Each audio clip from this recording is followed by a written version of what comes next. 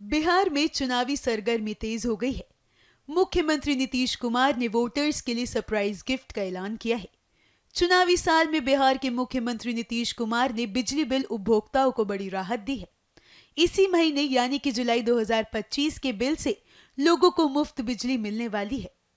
मुख्यमंत्री नीतीश कुमार ने ऐलान किया है कि 125 यूनिट तक की बिजली के लिए अब कोई पैसा नहीं देना पड़ेगा।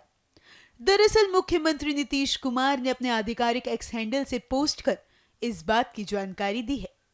उन्होंने लिखा कि हम लोग शुरू से ही सस्ती दरों पर सभी को बिजली उपलब्ध करा रहे हैं। अब हमने तय कर दिया है कि 1 अगस्त 2025 से यानी जुलाई महीने के बिल से ही राज्य के सभी घरेलू उपभोक्ताओं को 125 यूनिट तक बिजली का कोई पैसा नहीं देना पड़ेगा। इससे राज्य के कुल 1,67,00,000 परिवारों को फायदा होगा। हमने ये भी तय किया है कि अगले 3 सालों में इन सभी घरेलू उपभोक्ताओं की सहमति से लाभ प्रदान करने के लिए उनकी छतों पर या आसपास के सार्वजनिक स्थानों पर सौर ऊर्जा संयंत्र लगाए जाएंगे।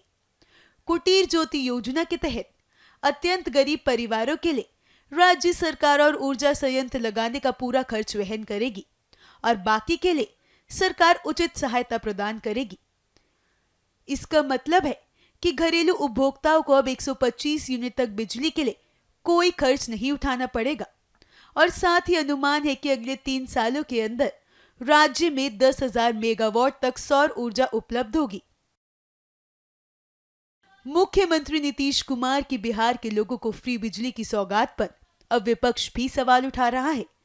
आरजेडी सांसद मनोज कुमार झा ने इसे किसी और से लिया हुआ स्ट्रोक बता दिया, तो वहीं कांग्रेस सांसद अखिलेश प्रसाद सिंह ने कहा कि जनता चुनाव के दौरान इस तरह की घोषणाओं का मतलब समझती है। किसी और मास्टर से आप लिया गया ये स्ट्रोक है। तो जब आप तेजस्वी जी की पेंशन बढ़ोतरी को आधा अधूरा पूरा तो नहीं ले पाए, बिजली भी जो निःशुल्क करने की उनकी 200 यूनिट की उनकी कमिटमेंट थी उसमें से 125 किया, तो जब आइडियाज ले रहे हो ना, तो आइडियाज का स्वामित्व जिसके पास है कह दो कि वही चीफ मिनिस्टर है। तेजस्वी ही चीफ मिनिस्टर मटेरियल है, हम स्वीकार करते हैं, क्योंकि उनके द्वारा ड्रॉ की हुई लकीरों को आप फॉलो कर रहे हैं प्रतिदिन। अभी तो मैं बता रहा हूँ आने वाले दिनों में और भी जो तेजस्वी जी की घोषणाएं हैं उनको आधे अधूरे मन से, आधे अधूरे तरीके से लेकिन लागू किया जाएगा। इसका मतलब आइडिया सुप्रीम है। किसका आइडिया है ये पूरा बिहार जानता है। लेकिन बीजेपी का सीधा आरोप कहीं से सुन लेते हैं और बोलने लगते हैं।